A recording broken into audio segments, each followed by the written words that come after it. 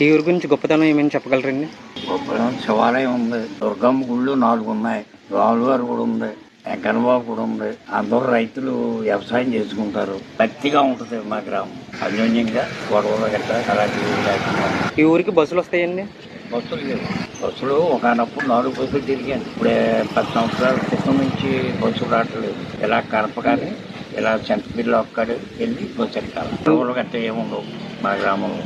ఇప్పుడు మీరు చూస్తున్నది హాస్పిటల్. చుట్టుపక్కల మొత్తం చాలా శుభ్రంగా, క్లీన్గా, నీట్గా ఉంది.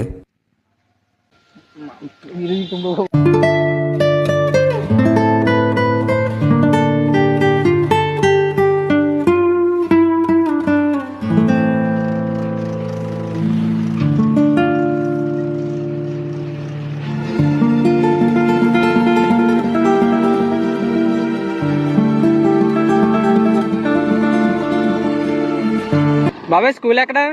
స్కూలు ఎదురుగా కనిపిస్తుంది కదా బిల్డింగు, అదే స్కూలు.